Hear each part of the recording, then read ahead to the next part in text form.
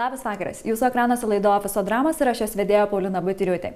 Šio vakaro tema – įgūdis, kurio darbe mums prireikia labai dažnai, bet dar dažniau mes tai pavadiname tiesiog košmaru. Ir tai yra viešasis kalbėjimas.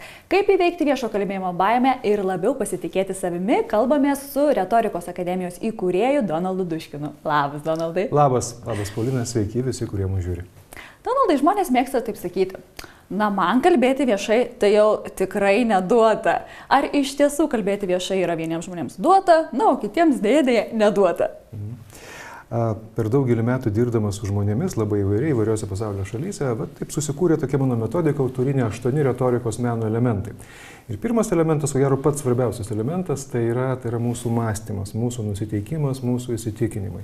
Ir tai, kad tu sakai, aš labai dažnai girdžiu iš savo mokymo dalyvių ir savo klientų, man neduota kalbėti viešai. Va tam duota, jums duota, man neduota. Vadinasi, duota yra visiems. Klausimas, ar tu pats tuo tiki ir netiki. Čia pirmas dalykas be abejo tai yra darbas su mūsų įsitikinimais. Žmogau, duota visiems.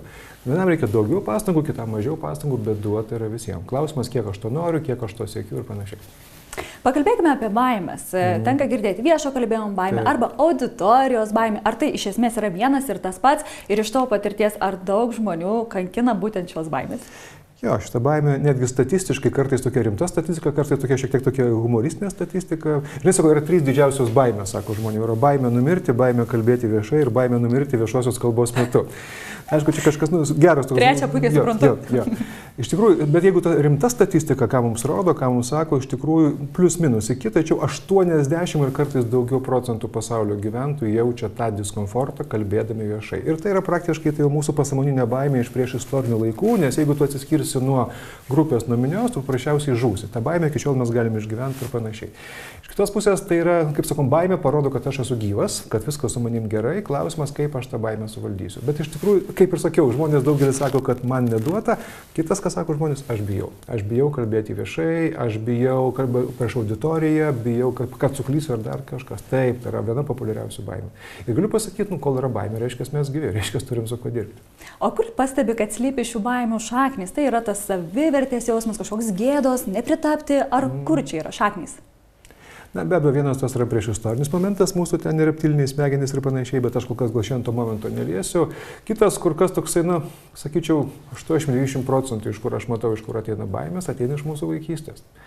Vaikystėje visi mes esam kažkada kalbėję, sakė eilėraščius, deklamavę eilėraščius prieš klasę, prieš šeimos narius, darželį, mokyklą ir panašiai. Ir praktiškai iš ten ateina didžioji dalis. Kažkas kažką pasakė, kažkas nusijuokė, kažkas pakomentavo, kažkas pasijokė pirštais, parodė. Praktiškai vieno tokio karto užtenka, kad žmogus jau labai ilgiems metams įgytų tai, ką mes vadinam baimė, kompleksas. Aš negabus, iš manęs juoksis, aš nepasakysiu ir panašiai. Taip, tai vėlgi tai yra mūsų įsitikinimas, tai vėlgi tai yra mūsų darbas su mūsų mąstymu. Tai yra. Kadangi paminėjai tą vaikystę ir kad čia yra labai daug tokių padarytų klaidų, kokį patarimą galėtum duoti tėvams, kaip skatinti vaiką, nežinau, kad jisai būtų, šitos baimės turėtų bent jau kiek mažiau? Man labai patinka posakiai, citatos, metodikos paimtos iš neurolingvistinio programavimo, iš NLP. Ten, kur labai gražiai pasakyta, klaidų nėra, yra tik tai grįžtamasis ryšys. Tai jeigu mes vaikus sakom, šaunu, tvarkoju, šiandien galbūt nepasiseka taip, kaip tu norėjai, tačiau tikrai tu viską darai puikiai, kitą kartą bus dar geriau, koncentruokime į tai, ką tu padarai gerai ir kitą kartą bus dar geriau. Tai yra tas paskatinimas, nes mes galim nukirsti praktiškai vienu žodžiu, eik tu, ką tu čia šneki, viskas tau užtenka. Šaunuolis, taip, šiandien galbūt nepadarai to, kaip mes tikėjomės, kaip tu tikėjai, kaip mes visi kartu bandėm, kaip planam, tvarkoji, tačiau mes išmokom, pamoka yra, kaip sakoma, įvyko kažkas, keliaujam toliau, kitą kartą bus žymiai geriau. Tai yra palaikymas, tai yra pokalbiai, palaikymas, tai praktiškai palaikymo dėka mes galim pasiekti nesuvokiamas aukštumas, kiekvienas mūsų. Ir formuojam požiūrį į tą tokį, kas kai mums nepavyksta. O kokiais būdais, metodais yra įveikiama ir valdoma viešo kalbėjimo baimė, kalbėjimų ir praktika? Pirmas dalykas, tu pati atsakei, be abejo, tai praktika, kuo daugiau praktikos, tos baimės natūraliai mažėja, čia kaip ir visose kitose srityse.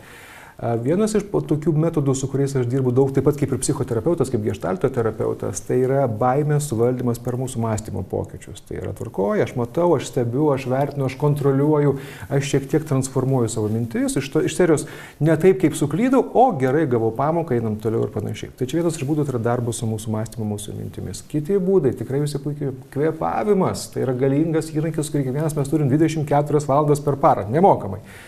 Kas atsitinka, kai mes susijaudinam, supanikuojam, kai jaučiam baimę, keičiasi mūsų kvėpavimas. Tai žmogau, keli gilūs įkvėpimai, iškvėpimai gali iš esmės pakeisti visą situaciją. Dėžutės kvėpavimas. Įkvėpiu, užlaikau, tai subalansuoja mane, mano nervų sistemą, mano smegenys gauna signalą, kad viskas su manimi yra gerai. Aš kontroliuoju kvėpavimą, reiškia, aš kontroliuoju situaciją. Kūno kalba, tai yra kūno kalbos valdymas. Ir be abejo, tai yra balsas. Nes balsas yra lygybės ženklas su mūsų pasitikėjimu savim. Kai aš atidirbu savo balsą, kai aš išlavinu balsą, man balsas sako, su manim viskas gerai. Taip aš jaudinus, viskas tvarkoju, tačiau aš valdau situaciją. Tai štai mažiausiai, tai yra mąstymas, kvėpavimas, kūno kalba, balsas. Ir aišku, pasiruošimas. Aš skaičiu 90% geros kalbos sėkmės, tai yra mūsų pasiruošimas. Kaip mes pasiruošiam tam susitikimui su mūsų laukiančia auditorija. Prie pasiruošimo mes dar prieisim, bet kaip išgirdau apie balsą, tai žmonės turbūt ir iš to jaudulio ateina ir pradeda kalbėti ten, labą dieną, tada nutyla, ar ne? Tai čia viskas iš to ateina. O pakalbėkim taip konkrečiau, ką mes galime padaryti, kaip savo padėti, tarkim, įsivaizduokim dar tame etape prieš einant į sceną, arba einam į darbo pokalbį, ar ne? Ir ten būna visko, nerimo, streso, galvos skausmų ir visko. Ką daryti, kaip save, nežinau, ką sau sakyti, kaip nuraminti, nes čia būna labai daug nesmagių dalykų. Jaudulys yra labai gerai. Kol yra jaudulys kontroliuojamas, nes tai parodo, kad man svarbu tai, ką aš pasakysiu, aš jaučiu atsakomybę už tai, ką aš pasakysiu, už susitikimą ir panašiai, tai yra viskas tvarkoja. Kol jaudulys kontroliuojamas, viskas tvarkoja. Aišku, kai jaudulys jau tampa baimė nekontroliuojama, ten yra kiti reikalai, tačiau kol mes jaudinamės, ar nemiegam naktį, ar skauda galva ir taip toliau širdis nori išlipti iš krūtinės, iš esmės tai yra gerai, tai yra svarbu, nes aš laukiu to susitikimo, man svarbu yra tai, ką aš pasakysiu. Kaip galima savo padėti? Prisiminkime mūsų mąstymas. Kaip gerai, kad aš rytoj turėsiu va tokį pokalbį. Bet kokiu atveju aš jau tikrai kažko išmoksiu, išeisiu turtingesnis, daugiau suprantantis, daugiau matantis, bet kokiu atveju aš jau išlošiu. Tai yra darbas su mūsų mintimis. Kitas dalykas, mes galim padėti savo vizualizuodami. Tai yra tik tai 15 minučių ar ten valanda mano gyvenimo laiko. Sakykime, aš jau matau, kaip aš išeinu iš to pokalbio ar po to sutikimo, laimingas, patenkintas, kaip pavyko, aš tikrai džiaugiuosi savim, galiu save pagirti ir panašiai. Tai yra mūsų mąstymas, tai yra mūsų vizualizavimas. Galima užsirašyti. Aš dabar labai bijau, aš jaunuosi tiesiai, čia tokia saviterapija padaryti, tai užrašant tas savo baimės, perkeliant jas ant popieriaus. Ir be abejo, tai yra pakvėpuoti, tai yra gerai pakvėpuoti. Kvėpavimas daro stebuklus. Kelis kartus, kelias minutės giliai įkvėpkim, iškvėpkim, stebėdami savo kvėpavimą. Na, aišku, jaudulys nedings, tai turi būti, bet kokį tai yra, kad mes gyvi esam. Tačiau tai bent parodys, kad aš galiu kontroliuoti tą situaciją. Plius grįžtame vėl prie to paties, kiek aš esu pasiruošęs tam susitikimui, tam pokalbiui, ką aš žinau, ar aš žinau, ką aš pasakysiu. Jeigu tai yra, tarkim, vieša kalba, ar aš esu daug kartų parepetavęs pats savo, girdėjęs pats savo balsą, savo skambesį, tai yra natūralu, tie visi dalykai ir padeda man pasiruošti kuo geriau. O įsivaizduokim, kad mes taip esam pasiruošę, išmokę, sakykime, atmintinai savo kalbą. Čia turbūt yra klaida. Prieisim. Ir aš jau dabar veiksmas. Jau mes išėjom į darbo pokalbį, sėdėm arba kalbam. Ir tada vėl atsitinka labai keistų dalykų. Smegenys atsijungia, atrodo, į juodą dėžę, tamsu viską pamiršta, arba žmonės pradeda kalbėti greitą kalbą, net nekvėpuojant. Kaip susivaldyti jau tuo momentu ant scenos? Prisiminkim vieną iš ko gero pačių stipriausių įrankių, kurį geriausi oratoriai naudoja visais amžiais. Tai yra pauzė. Pauzė daro stebuklus. Ir kuo geresnis, kad pranešėjas, tuo geriau mokai žaisti su pauzėmis. Visiems gali visko atsitikti. Tu gali susijaudinti, tas baltas ar juodas fonas pasirodyti, gali iškristi amnezijos, tam tik laikinai iškristi tam tikras gabalas. Gali būti visko. Pamatyti, tarkim, salėje žmogų, kuris tau kelia stresą ir jis užspaudė kvapą ir panašiai. Pauzė daro stebuklus. Ir netgi paskaičiuota, kad 5 sekundžių pauzė, kurią aš padarau kalbėdamas, pavyzdžiui, su auditorija, bet ir mes dabar kalbam ir darau pauzę. 5 sekundės. Praktiškai nelabai kas ir pastebės, kad kažkas vyko, bet man per 5 sekundės aš jau spėčiau įkvėpti, iškvėpti, prieiti, atsigerti vandens šiek tiek, kad šiek tiek nuraminti save. Pauzė. Visų pirma, žmonės pailsi, supratę tai, bandydami suprasti tai, ką aš pasakiau, o aš per pauzę galiu šiek tiek atstatyti savo šiek tiek pasimetusi kūną, pasimetusi organizmą, susibalansuoti, na ir tęsti toliau. Tai iš tikrųjų pauzė yra jėga. Paradoksas tas, kad šiais laikais, kai viskas taip greitai, visi taip skubam, mes nebeleidžiam savo daryti pauzių. Nes tarsi pauziai, kažkas nutiks, parodys, kad aš nepasiruošęs. Žinai, kaip sako, muzikoje pats įvyksta stebuklas pauzė tarp 2 garsų. Tai taip ir kalboje įvyksta stebuklas pauzė tarp 2 pasakytų žodžių ir sakinių. Tai mylėkim ir leiskim savo daryti pauzes. O ką patartum prieš pačią pradžią, nes tenka matyti, kad dar eina pakeliui į sceną, dar kažkur pakeliui ir jau pradeda žmogus kalbėti, nes skubu, reikia greit pasakyti, nes žmonės išeis. Kaip pradėti, kad mums tokį užduot gerą toną? Aš tik esu šalininkas to dalyko, žinai, jeigu mes paimsime tą klasikinę kalbos struktūrą, yra įžanga, yra vidurys, yra pabaiga, tai sakykime, įžanga tai yra pati kalbos pradžia, tai yra kontakto su auditorija mezgimas. Čia iš esmės mes nelabai turim laiko, kur improvizuoti, kaip improvizuoti ir taip toliau. Plius čia galima ir pasimesti, ir suklysti ir taip toliau. Vis tik aš laikausi tos minties, kad įžangą mes turėtumėm išmokti mintinai ir tiksliai žinoti, ką ir kaip aš noriu pasakyti. Pirmą minutę, pirmą pusantros minutės, tam, kad tą pirmą žingsnį žengti, va tokia tikrai pasiruošti. Ir tą žinau, o jau po to žiūrėsiu, jeigu norėsiu, galėsiu improvizuoti pagrindinį dalį ar pabaigoje, bet įžanga tai yra tai, kam aš turiu būti pasiruošęs mintinai, nes tai mane mobilizuoja, aš esu pasiruošęs, aš žinau, nuo ko aš pradėsiu, žodžiu, tai va, laikausi tos minties iki šiol ir mokau savo mokymų dalyvius. Keliaukim tada prie to pasiruošimo. Kokius svarbiausius dalykus, čia suprantu, bus nemažai taisyklių, ką reikia žinoti ruošiant prezentaciją, savo kalbą ir paskui perėsim pro to, kaip ruoštis, bet kaip paruošti tą gerą turinį, kad mūsų iš vis norėtų klausyti. Tai be abejo, visų pirma, žinai, yra pagrindinis auditorijos klausimas kiekvienam iš mūsų, jeigu mes kalbame su auditorija. Kas man iš to? Va, tas žmogus kažką kalba, aš investuoju mažiausiai savo laiką, o kartais laiką ir pinigus, klausimas, ką aš gaunu mainais. Tai čia kiekvienas mes, kuris ruošiam viešą kalbą, ruošiam prezentaciją, iš karto galvokim, taip, aš turiu ką pasakyti, taip, aš turiu ko pasidalinti, tačiau klausimas čia ne apie mane, klausimas, kas iš to tai auditorijai, kuom turtingesnė išeis auditorija po tos mano kalbos, kuom aš noriu pasidalinti, kas būtų vertinga tai auditorijai. Pirmas dalykas tai, kuo aš noriu ir kaip tai bus naudinga mano auditorijai. Kokiems veiksmams aš skatinsiu savo auditoriją, kokius elementus iš mano kalbos auditorija turi prisiminti. Tai va čia tie esminiai klausimai, kuriuos aš savo turiu užduoti kaip pranešėjas. Plius aš, kiek aš laiko turiu, ar aš to galiu išsiplėsti, ar aš per tam tikrą labai trumpą laiką turiu pasakyti esminius dalykus. Va tokie kertiniai klausimai, laikas, esminiai klausimai, plius kiek aš pats jaučiuosi toj temoj, ar aš esu stiprus to temą, ar man dar pačiam reikia pasiruošti ir tokių begalės labai tokių gerų kontrolinių klausimų, kuriuos aš savo turiu atsakyti ruošdamasis auditorijai. Susitikimų. Bet aišku, pirmas, grįšiu prie to paties, tai kas auditorija iš to, kas noriu pasakyti. O yra kažkokių esminių skirtumų ruošiant pranešimą, tarkim, konferenciją verslo kontekste, būtent kalbant apie verslą, ką čia reikėtų atkreipti dėmesį? Tai čia labai gerai, kadangi daugiausiai ir dirbu su verslu, tai gerai, o kas mes iš to, ar mes matom kažkur, kad tas žmogus kalba, ar aš tuo galėsiu pasinaudoti, ar aš pasinaudosiu tuo, kad tas žmogus kalba, ar tai, sakykime, mane atves prie naujo sandorio, prie naujo kliento, prie naujų galbūt rinkų ir panašiai, tai ką aš gaunu. Verslas, aš tau, tu man, ir ką mes iš to uždirbam. Ir tiesioginė ir perkeltinė prasme. Tai normalu. Jeigu tu žmogus kažką šneki, iš esmės tu parduodi kažką. Tai save, savo paslaugas, savo, nežinau, produkciją ir taip toliau. Klausimas, kokia nauda iš to tiem žmonėm. Ar jie mato naudą iš to, ar mato galimybės bendradarbiauti, mato galimybės ten nusipirkti, parduoti ir panašiai. Tai čia viskas apie tą patį. Kas tau iš to, kas man iš to. Kartais tai skambėtų galbūt taip labai, taip, gal taip netgi taip jau tiesmukai, racionaliai, bet taip sukasi pasaulis. Kai mes kalbam apie verslą, tai iš karto toks įsivaizduoja, kad tai bus šalti faktai, konkretumas ir labai viskas aišku. Bet pardavimai vyksta per emocijas. Tai kaip čia atrasti balansą, kad mus ne tik girdėtų tuos sausus faktus, bet ir išgirstų, kad jiems kažkas būtų iš to? Paulina, tu jau pati savo klausimą pasakė atsakymą. Balansas, be jokios abejonės. Aišku, yra žmonės tokie, kurie labai tokie konkretūs faktų žmonės. 1, 2, 3, kokia man nauda iš to. Tokių žmonių yra pakankamai daug. Bet kita pusė yra tie, kurie o kiek tas žmogus, kuris kalba nuoširdus, kiek jis autentiškas, kiek kažkas vibracija, vaibas yra tarp mūsų ar nėra, tai iš tikrųjų tas emocinis pagrindas. Dėl to geras pranešėjas turi galvoti apie 2 dalykus. Tai yra faktai, logika, tačiau lygiai taip pat, gal netgi kartais daugiau, tai yra emocijos. Istorijos, emocijos, santykio mezgimas auditorija ir balansas tarp logikos, faktų ir emocijos. Tai yra tarp proto ir tarp širdies, tarp minčių ir tarp emocijų. Čia yra balansas. Mūsų kalba turi būti balansas. Kad ir tie gautų tai, ko norėjo, ir tie gautų tai, ko norėjo. Kai yra balansas, mes patys subalansuoti, auditorija subalansuoti ir balansas veda prie gerų susitarimų. Matai labai daug skirtingų pranešimų ir stebi kitus pranešėjus. Kokias klaidas dažniausias pastebi, kad daro pranešėjai? Tos pamokos, kaip nedaryti, kas tai galėtų būti?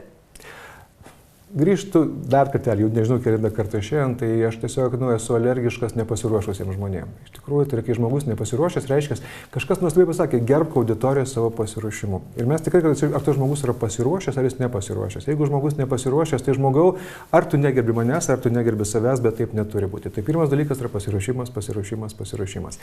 Kitas dalykas, klaida, kurią aš, gerai, taisytini dalykai, kuriuos aš dažnai pastebiu pas daugelį pranešėjų, tai yra aš toksai patyręs, aš tiek daug buvęs, aš tiek daug matęs, aš jau toks įsimokslinęs ir panašiai. Tai yra kalba žmogus apie save, pamiršdamas, kad viešas kalbėjimas, retorika tai yra apie dialogą. Ei, žmogau, tu man kalbi, kas man iš to, kad tu toksai patyręs. Nepamiršk, kad esi ne tik tu, bet esame mes kartu. Tu kalbi man, aš tavo žiūrovas, aš investuoju savo laiką, pasakyk man.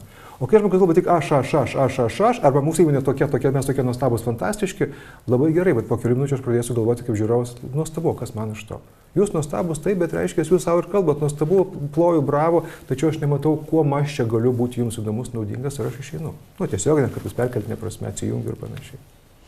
Kai kalbam apie pasiruošimą, minėjai, kad mes turim įsigilinti temą, ją pasiruošti, pasidaryti struktūrą savo kalbos, ar ne?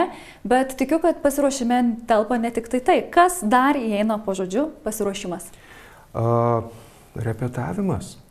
Maža to, kad aš pasiruošiu turinį, ką aš pasakysiu esminius akcentus, tačiau klausimas kitas, ar aš repetuoju savo kalbą.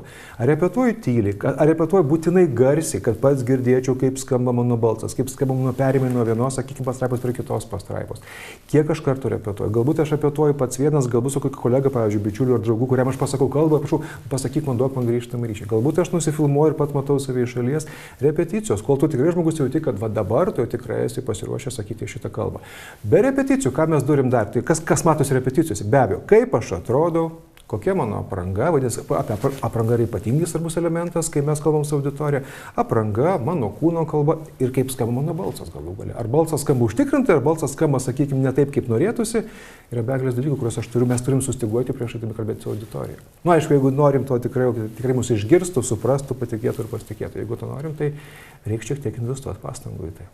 Kai sakai repetuojam, tai man atrodo, kad mes išmokstam atmintinai, tarsi eilėraštuką, na ir tada yra tas pavojus, kad šast ir nieko nebelieka galvoje, ar ne? Tai reikia mokytis atmintinai, ar tik raktinius žodžius? Labai tavo geras klausimas. Žinai, aš manau, kiekvienas žmogus turi savo metodiką, kaip jis ruošiasi kalboms. Aš jau daug metų, kadangi pats kažkada tai buvau išmokytas ir tikrai manau, kad man tai yra pati primtiniausia metodika. Kai aš ruošiuosi konferencijam, pranešimam ir panašiai. Tai visų pirma, kai aš rašau kalbą, ruošiuosi, pradeda eiti pirmas mintis, aš ją pasirašau praktiškai visą nuo iki. Dažniausiai netgi ranka, nes visai kiti procesai vyksta, kai mes rašom ranka.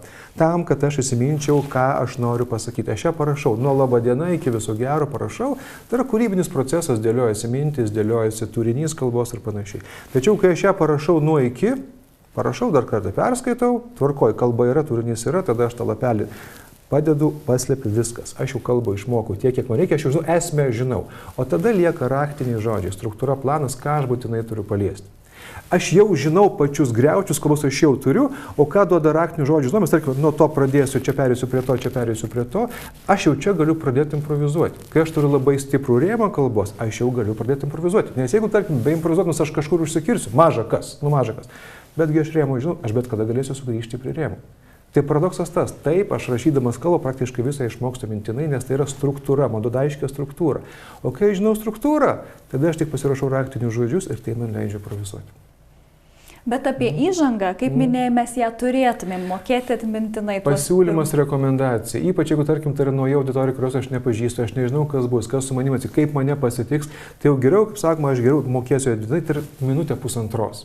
Bet aš žinau, kaip aš pradėsiu, sakykim, tam, kad tikrai padaryti stiprią pradžią, nes būkim realistai, įžanga tai yra apie 90%, kokį įspūdį auditorija apie mūsų darys. Tai yra pirmas įspūdis, kokį mes jį sukursim. Gausim žalią šviesą kalbėti toliau ar negausim. Tai čia, nebent aš jau esu labai kompetentingas toje temai, puikiai pažįstu auditoriją, ten aš galiu sau leisti paimprovizuoti šiek tiek. Bet jeigu jaučiu tam tikrą jaudulį per didelį ir panašiai, tai jau geriau užsitikrinti, išmokti atmintinai, paimprovizuosiu pagrindiniai dalykai. Ten jau kur reikės, sakykime, ten aš galėsiu paimprovizuoti. O kiek laiko užtrunka maždaug pasiruošti, turbūt kiekvienam skirtingai, bet prieš kiek laiko tu rekomenduotum pradėti ruoštis, kad jau mes išeitumėm į sceną tikrai savim pasitikintys ir kaip dažnai repetuoti, gal ir šitas klausimas.